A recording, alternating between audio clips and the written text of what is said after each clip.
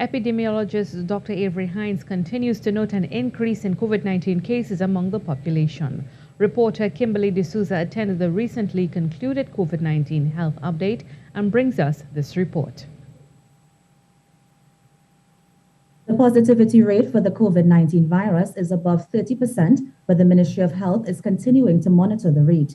This is according to epidemiologist Dr. Avery Hinds, who has noticed a steady increase in COVID-19 cases between the month of October and November. Dr. Hinds said we are accruing cases at a faster rate, adding that the cases are spread throughout several counties. While the positivity rates continue to be among persons within the 25 to 45 age group, there is a slight increase in cases among those 25 years and younger. Dr. Hinds encouraged people to continue to follow the public health regulations and to get vaccinated to optimize immunity.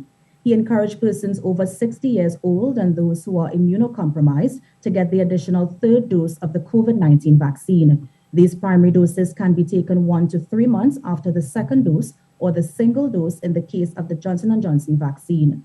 People must take the same vaccine product used in the first instance. Meanwhile, Nurse Grace Sukchan encouraged people from high-risk groups to get the influenza shot. Some high-risk persons may be pregnant women and those with chronic respiratory illness. She said the shot can be taken 2 weeks before the start of the COVID-19 regimen or 2 weeks after the patient is fully vaccinated against the COVID-19 virus.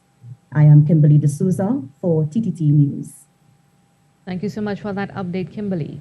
The benefit of a third primary dose of the COVID-19 vaccine will boost an individual's immune system. Secretary of the Medical Board, Professor Hari Haran Sitaraman, while speaking on TTT's Now Morning Show, said over a period of time there is a waning in the level of antibodies in the bloodstream for persons already vaccinated. If the level of antibodies is not adequate enough to fight the virus, Professor Sitaraman said this can result in breakthrough infections, which is already occurring.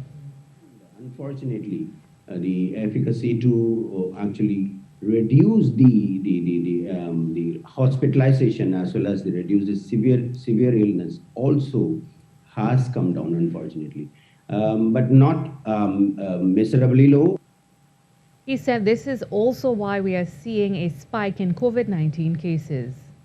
We do see breakthrough patients, although not much. We do see some breakthrough patients, especially I told you the Sinopharm vaccine. There are studies which show that the breakthrough infections and the efficacy rate is considerably, lesser than the other brands of the vaccine. So we do see people who had Sinopharm having some sort of a COVID. Majority of them get away okay,